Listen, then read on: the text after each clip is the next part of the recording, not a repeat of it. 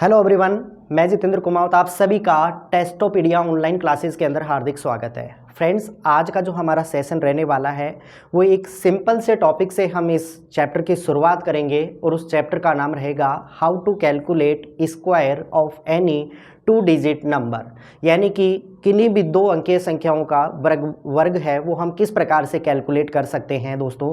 तो उस चीज़ के ऊपर हम आज के सेशन के अंदर डिस्कस करेंगे। सबसे पहले फर्स्ट ऑफ ऑल आपको पता होना चाहिए कि स्क्वायर कहते किसे हैं। तो अगर कोई नंबर है, अगर मैं सेम नंबर को उसी से मल्टीप्लाई कर देता हूं, यानी कि एटलीस्ट कहने का मतलब है कि किसी भी नंबर को अगर हम 2 बार मल्टीप्लाई कर देते हैं तो वही नंबर क्या बन जाता है, उसका स्क्वायर बन जाता है। फॉर एग्जाम्पल, अगर मैं आपसे कहूँ यहाँ पे आपसे कहूँ कि कोई नंबर दिया हुआ है हमें x, कोई नंबर हमें दिया हुआ है x, ठीक है। अगर मैं इस x को मल्टीप्लाई कर देता हूँ x से तो हमारे पास जो आउटपुट निकल के आता है वो निकल के आता है x स्क्वायर। और यही दोस्तों क्या कहलाता है, इस नंबर का क्या कहलाता है, स्क्वायर कहलाता है, वर्ग कहलाता है, ठीक है। तो उम्मीद करता हूँ स्क्वायर आप समझ चुके होंगे। अब हम बात करते हैं यहाँ पे स्क्वायर किस प्रकार से हम कैलकुलेट करते हैं। तो कम से कम दोस्तों 9 तक की संख्याओं के आपको स्क्वायर हैं वो बिल्कुल याद होने चाहिए। 9 से आगे के नंबर्स के जितने भी स्क्वायर हैं उनको हम किस प्रकार से कैलकुलेट करेंगे। आज का सेशन हमारा पूरा की पूरा उसी के ऊपर बेस्ड रहेगा। और दोस्तों कम से कम फर्स्ट पार्ट में देखिए हम जो डिस्कस करने वाले हैं वो केवल 2 अंकीय संख्याओं का किस प्रकार से हम वर्ग कैलकुलेट करेंगे उसके बारे में देखेंगे। और नेक्स्ट जो हमारा सेगमेंट रहेगा उसमें हम देखेंगे कि 3 अंकीय जितने भी संख्याएं हैं उनका स्क्वायर हम किस प्रकार से कैलकुलेट करते हैं। तो शुरुआत करते हैं हमारे इस टॉपिक की। तो इस टॉपिक के लिए अगर मैं बताऊं यहाँ पे दोस्तों, तो आपको फर्स्ट ऑफ ऑल मैंने बताया कि एटलीस्ट आपको 9 तक की संख्याओं के जो वर्ग हैं वो आपको याद होना बहुत ही ज़रूरी है। जैसे मैं कहूँ यहाँ पे 1 का स्क्वायर कितना होगा, मतलब 1 को हम एटलीस्ट 2 टाइम्स मल्टीप्लाई कर रहे हैं तो 1 का स्क्वायर कितना होता है, 1 होता है। ऐसे ही अगर मैं कहूँ कि 2 का स्क्वायर कितना होता है तो 2 को हम कितनी बार मल्टीप्लाई करेंगे, 2 बार। तो 2 का स्क्वायर कितना निकल के आता है, 4 निकल के आता है। ऐसे ही अगर मैं कहूँ कि बताओ 3 का स्क्वायर कितना होता है, तो इसका मतलब क्या है कि हमने 3 को कितनी बार मल्टीप्लाई किया है, 2 टाइम्स मल्टीप्लाई किया है। तो 3 का स्क्वायर कितना निकल के आएगा, 9 निकल के आएगा। ऐसे ही आगे चलते हैं हम, तो 4 का स्क्वायर हमारे पास कितना आएगा दोस्तों, तो आप कहेंगे कि 4 का स्क्वायर आता है 16। इसी तरह से मैं बढ़ूंगा तो यहाँ पे 5 का स्क्वायर कितना आता है, तो 5 का स्क्वायर कितना निकल के आएगा, 25 एंड सो ऑन। ऐसे ही हम आगे बढ़ते जाएंगे तो 6 का स्क्वायर हमारे पास निकल के आता है 36। और 6 के बाद में अगर मैं कहूँ कि 7 का स्क्वायर हमें आना चाहिए तो 7 का स्क्वायर कितना होता है, 49।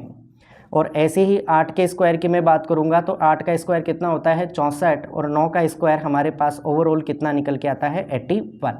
ये 9 तक के स्क्वायर हैं वो कुछ ऐसे चुनिंदा स्क्वायर हैं जो आपको याद होने चाहिए, क्योंकि एग्जाम के अंदर यहाँ से क्वेश्चन नहीं बनेगा, लेकिन एटलीस्ट अगर आपको आते हैं तो आप कैलकुलेशन को बहुत हद तक है वो अपनी बहुत ही सुधार जाओगे या फिर एक्यूरेट और स्पीड तरीके से कर जाओगे।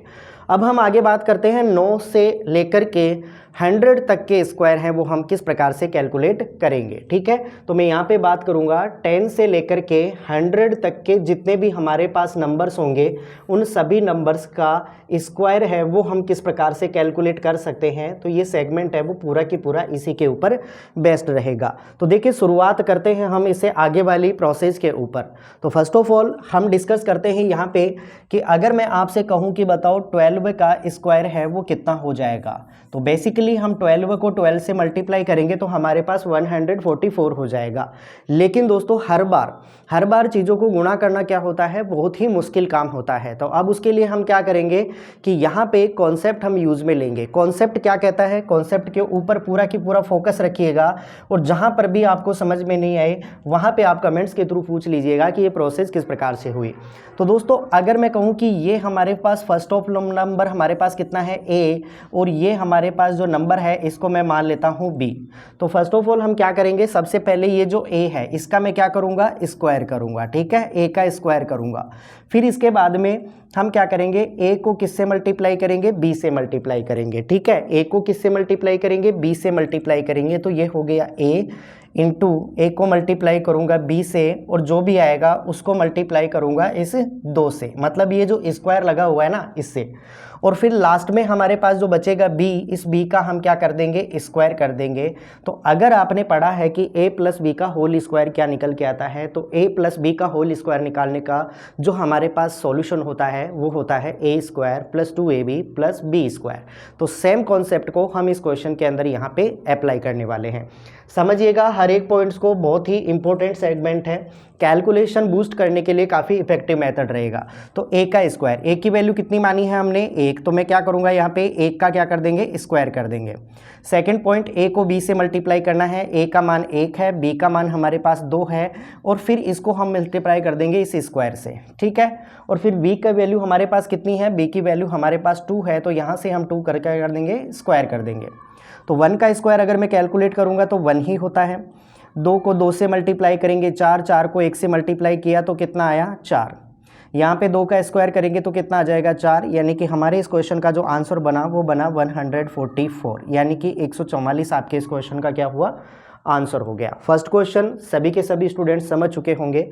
हम डिस्कस करेंगे सीधा अगले क्वेश्चन के ऊपर। क्वेश्चन को समझिएगा और फिर बाद में आप आंसर को कैलकुलेट कर लीजिएगा कि किस प्रकार से हम इन चीज़ों को सॉल्व कर पा रहे हैं, ठीक है। अगर आगे मैं बात करूं और सपोज दैट मैंने यहाँ पे लिया कि 16 का मुझे स्क्वायर फाइंड आउट करना है, ठीक है। 16 का हमें स्क्वायर फाइंड आउट करना है, 2 डिजिट नंबर है, तो सबसे पहले हम क्या करेंगे, इस एक को मानेंगे a और इस दूसरे वाले को हम क्या मानेंगे, b मान के चलेंगे, ठीक है। अभी ये चीज़ें याद हो जाएंगी तो फिर उसके बाद में हम इन चीज़ों को लिखेंगे नहीं, हम इन चीज़ों को डायरेक्ट करने की आदत डालेंगे। तो देखिए सबसे पहले हम करेंगे a का स्क्वायर, मतलब 1 का स्क्वायर। फिर उसके बाद में a इंटू बी, ए का मान कितना है 1, इंटू बी की वैल्यू कितनी है हमारे पास 6, और फिर b का स्क्वायर कर देंगे, ठीक है। यहाँ पे हमने 2 से मल्टीप्लाई भी करना है अकॉर्डिंग टू फॉर्मूला, और फिर उसके बाद में b का स्क्वायर यानी कि हम कर देंगे 6 का स्क्वायर कर देंगे, ठीक है। यहाँ तक बातें सभी स्टूडेंट्स को क्लियर हुई। आगे देखिए 1 का स्क्वायर कितना होता है भाई, 1 होता है।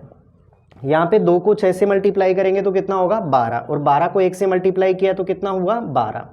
यहाँ पे 6 का स्क्वायर कितना होता है भाई 36 होता है। अब ध्यान दीजिएगा, अगर मैं पहले वाले क्वेश्चन और इस क्वेश्चन दोनों की अगर मैं कंपैरिजन करता हूँ, तुलना करता हूँ, तो यहाँ पे एक पॉइंट समझने का ये निकल के आता है कि यहाँ पे जब हम मल्टीप्लाई कर रहे थे ना तो हमारे पास सिंगल डिजिट आ रहा था, यहाँ पे जब हम स्क्वायर कर रहे थे तो हमारे पास सिंगल डिजिट आ रहा था। तो सिंगल डिजिट वाली कैलकुलेशन में तो कोई इशू नहीं है, लेकिन जब आपके पास में 2 डिजिट आ जाते हैं, 3 डिजिट आ जाते हैं, या मैं कहूँ मोर देन 2 डिजिट आपके पास में आ जाते हैं, तो उस केस में हम क्या करेंगे, केवल हमें यूनिट डिजिट यहाँ पे लेना है, बाकी का जो रिमेनिंग पार्ट बचा हुआ है उसको हम अगले सेगमेंट के अंदर क्या कर देंगे, ऐड कर देंगे। तो यहाँ पे ध्यान दीजिएगा, हमारे पास अगर मैं राइट हैंडेड से साइड से कैलकुलेशन करना स्टार्ट करता हूँ तो फर्स्ट ऑफ ऑल मेरे पास नंबर है 36। अब इस 36 का हमारे पास जो यूनिट डिजिट है वो कितना है दोस्तों 6, तो यहाँ पे मैं 6 ले लूँगा, और जो बचा हुआ है हमारे पास 3, ये 3 जस्ट अगले वाले नंबर में क्या कर दिए जाएंगे, जोड़ दिए जाएंगे। तो आपको पता है कि 12 और 3 कितना होता है 15 होता है। 15 का फिर से हम यूनिट डिजिट लेंगे, कितना हमारे पास होता है 5 होता है, ठीक है। बचा कितना आपके पास 1 बच गया, इस 1 को फिर से हम अगले नंबर में रिप्लेस कर देंगे, तो मुझे बताओ 1 और 1 मिलकर के कितना हो जाता है 2, यानी कि हम कह सकते हैं कि 16 का स्क्वायर जो हमारे पास निकल के आया वो कितना निकल के आया, 256 निकल के आ गया, ठीक है। तो जब भी 16 का स्क्वायर की बात करें तो रट्टा नहीं मारना है, आप चीज़ों को बनाना सीखें कि किस प्रकार से हम कैलकुलेशन कर पा रहे हैं। ये चीज़ें इतनी जो मैंने लिखी है वो केवल और केवल आपको समझाने के लिए है। जब आप एग्जाम में बैठेंगे, जब आप प्रैक्टिस कर चुके होंगे, तो उसके बाद में ये जो कैलकुलेशन होनी है, ये कैलकुलेशन होनी है माइंड की, ठीक है, दिमाग की कैलकुलेशन होनी है। केवल आपको लिखना है 256। कुछ और मज़ेदार क्वेश्चनों के ऊपर हम डिस्कस करते हैं यहाँ पे, तो ध्यान दीजिएगा। कुछ और क्वेश्चन अगर मैं आपके सामने लूँ और सपोज दैट मैं यहाँ पे कहूँ कि बताइए 23 का स्क्वायर कितना हो जाएगा, तो वही हम कॉन्सेप्ट यूज़ में लेंगे यहाँ पे। अब आप तरीके सीख चुके हो तो आप उनको डायरेक्ट को अप्लाई करने की कोशिश कीजिएगा। कैसे कि हमें पता है कि सबसे पहले 2 का स्क्वायर कितना निकल के आता है 4, फिर 2 को 3 से गुणा करूँगा कितना आ जाएगा 6, 6 को 2 से गुणा करूँगा तो कितना आएगा 12, फिर 3 का स्क्वायर कितना होता है 9 होता है। अभी देखिए हमारे पास 3 डिजिटें निकल के आ गई है, लेकिन यहाँ पे 1 डिजिट हमारे पास डबल आ रही है, तो मैं क्या करूँगा यहाँ पे सिंगल डिजिट के ऊपर काम करूँगा। सिंगल डिजिट मतलब यहाँ पे 9 मिला है तो 9 का हम रख देंगे 9। अब 12 का सिंगल डिजिट यहाँ पे कितना है 2, तो मैं यहाँ पे रखूँगा 2 और अगला नंबर जो हमारे पास जुड़ा हुआ है वो इस 4 में जोड़ दिया जाएगा। तो 4 और 1 कितना होता है 5, यानी कि 23 का जब आप स्क्वायर कर रहे होंगे तो आपका रिजल्ट कितना आ रहा होगा 529। ठीक है, तो सभी स्टूडेंट्स को ये बात समझ में आ चुकी होगी। और देखिए और एग्जाम्पल हम यहाँ पे डिस्कस करते हैं, फिर उसके बाद में और भी मज़ेदार कॉन्सेप्ट के साथ में हम कुछ ट्रिकी बेस्ड चीज़ें यहाँ पे डिस्कस करने वाले हैं। अगर यहाँ पे मैं आपसे कहूँ कि बताइए 34 का स्क्वायर हमारे पास कितना निकल के आएगा, तो 34 का स्क्वायर कैलकुलेशन करेंगे। अब कैसे कैलकुलेशन करना है, या तो आप 34 को 34 से 2 टाइम मल्टीप्लाई कीजिए।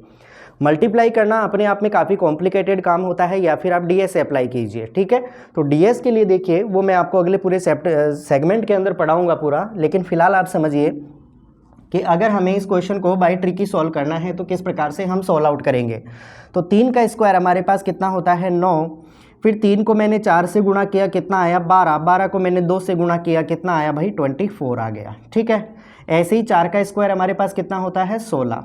अब मैं चलूँगा सिंगल डिजिट के ऊपर। ठीक है, सिंगल डिजिट के ऊपर काम करना है तो सबसे पहले मुझे बताओ कि 16 है उसका सिंगल डिजिट यूनिट डिजिट कितना है हमारे पास 6, तो मैंने 6 यहाँ पे रख लिया। बचा कितना 1, इसको हम अगले नंबर में ऐड कर देंगे। तो 24 और 1 कितना हुआ 25, 25 का हम क्या लगाएंगे यहाँ पे 5, बच गया कितना 2। इस 2 को मैं अगले नंबर में ऐड कर दूंगा, तो 9 और 2 मिलकर के कितना होता है 11। यानी कि जब आप 34 का स्क्वायर कैलकुलेट कर रहे होंगे तो आपका जो आंसर आएगा 1156 निकल के आ जाएगा। उम्मीद करता हूँ ये क्वेश्चन भी आप बेहतरीन तरीके से समझ चुके होंगे। कुछ और मज़ेदार इसी कॉन्सेप्ट के ऊपर हम क्वेश्चन यहाँ पे डिस्कस करेंगे, तो बने रहिएगा लास्ट तक। आपको इसी प्रकार से मेहनत और शिद्दत के साथ में लगे रहना है। ठीक है, देखिए यहाँ पे कुछ और क्वेश्चन हम डिस्कस करते हैं। अगर मैं आपसे कहूँ कि बताइए 57 का स्क्वायर है वो कितना होगा, तो यहाँ पे रट्टा मारने की कोई ज़रूरत नहीं है आपको। ठीक है, 57 का जब हम स्क्वायर कैलकुलेट कर रहे होंगे रट्टा मारने की रिक्वायरमेंट नहीं है। यहाँ पे ध्यान दीजिएगा, सबसे पहले 5 का स्क्वायर कितना होता है 25 होता है। ठीक है, फिर 5 को मैंने 7 से गुणा किया तो कितना आ गया 35, 35 को 2 से मल्टीप्लाई करेंगे तो हमारे पास कितना आ जाएगा 70 आ जाएगा। और ऐसे ही 7 का स्क्वायर कितना होता है 49। सारा कैलकुलेशन कर लिया। अब हम काम करेंगे यूनिट डिजिट के ऊपर। तो सबसे पहले अगर मैं कहूँ कि यहाँ पे 49 का यूनिट डिजिट कितना है 9, तो मैंने 9 यहाँ पे गेन कर लिया। बचा कितना 4, इस 4 को मैं अगले नंबर में ऐड कर दूंगा। तो 70 में 4 ऐड किया मतलब 74, 74 का क्या लगाएंगे 4, बच गया कितना हमारे पास 7, इसको आप अगले नंबर में ऐड कर दीजिए। तो 25 और 7 हमारे पास कितना हो गया 32, यानी कि 32। 32 का क्या लगाऊंगा मैं यहाँ पे 2, बच गया कितना 3, 3 को आप अगले नंबर में, अगला नंबर तो कुछ बचा ही नहीं ना, तो इसका मतलब कैलकुलेशन देखिए फिर से एक बार आपको यहाँ पे चेक करनी पड़ेगी, क्योंकि यहाँ पे हमारा डिजिट है वो कंप्लीट हो चुका है। तो ध्यान दीजिएगा, सबसे पहले मैंने 9 उतारा यहाँ पे, बाकी बचा आपके पास में 4, इस 4 को मैंने अगले नंबर में ऐड कर दिया तो 70 + 4 हो गया 74। ठीक है, यहाँ पे 4 उतार दिया, 7 इसमें बच गया तो 7 आप इसमें ऐड कर देंगे। तो 25 और 7 कितना हो जाएगा हमारे पास 32। यानी कि जब आप 57 का स्क्वायर कर रहे होंगे तो आपका रिजल्ट कितना आ रहा होगा 3249 आ रहा होगा। ठीक है दोस्तों, और देखिए क्वेश्चन इसी पैटर्न के, फिर आगे बढ़ते हैं हम। अगर मैं आपसे कहूँ कि बताइए 83 का हमारा जो स्क्वायर है वो कितना हो जाएगा। 83 का जब आप स्क्वायर कैलकुलेट कर रहे होंगे तो कितना निकल के आएगा। तो फर्स्ट ऑफ ऑल 8 का स्क्वायर कितना होता है भाई 64, 8 को 3 से गुणा किया 24, 24 को 2 से गुणा किया तो कितना हो गया 48। और इसी प्रकार से 3 का स्क्वायर कितना हो गया 9। सिंगल डिजिट के ऊपर काम करेंगे तो इसका सिंगल डिजिट हमारे पास 9 है। 48 का सिंगल डिजिट हमारे पास कितना है 8, बच गया कितना 4, इसको आप अगले नंबर में ऐड कर दो। तो 64 और 4 हमारे पास कितना हो गया 68, यानी कि 83 का जो स्क्वायर है वो निकल के आएगा 6889। ठीक है, इसके बाद में ध्यान दीजिएगा एक लास्ट स्क्वायर हम और कैलकुलेट करना सीखेंगे। यहाँ पे एक और नंबर मैं यहाँ पे डिस्कस करता हूँ आपके साथ में। और सपोज दैट मैंने यहाँ पे नंबर लिया 98। अगर मुझे 98 का स्क्वायर कैलकुलेट करना है तो हमारा आउटपुट कितना आएगा। ठीक है, तो 98 का स्क्वायर कैलकुलेट करना है तो 9 का स्क्वायर कितना होता है भाई 81। ठीक है, 9 को 8 से गुणा किया तो हमारे पास कितना हो जाएगा 72। 72 को आप 2 से मल्टीप्लाई करोगे तो हमारे पास कितना हो जाएगा 144। और 8 का स्क्वायर कितना होता है 64 होता है। ठीक है, 64 का सिंगल डिजिट हम क्या लेंगे यहाँ पे 4, बच गया रिमेनिंग कितना 6। इस 6 को आप अगले नंबर में ऐड कर दो तो 144 और 6 कितना हो गया 150, यानी कि यहाँ पे 0 लगाया, बचा कितना अपने पास 15। इस 15 को मैं इस अगले वाले नंबर में ऐड कर दूंगा तो 81 और 15 हमारे पास कितना आ गया भाई 9604। तो 98 का जब आप स्क्वायर कर रहे होंगे तो आपके पास में जो रिजल्ट है, जो आउटपुट है, वो कितना आ रहा होगा 9604। ये आपके इस क्वेश्चन का क्या हो गया आंसर हो गया। तो दोस्तों ये था हमारे पास 2 डिजिट, कोई भी 2 अंकीय संख्याएं हैं उनका आप किस प्रकार से कैलकुलेशन कर सकते हो, स्क्वायर निकाल सकते हो।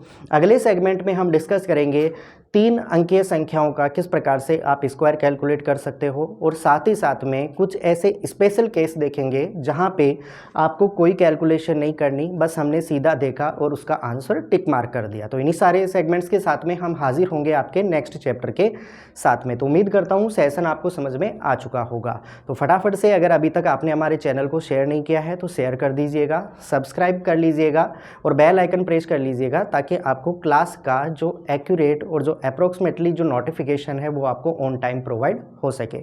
Okay, thank you, good bye.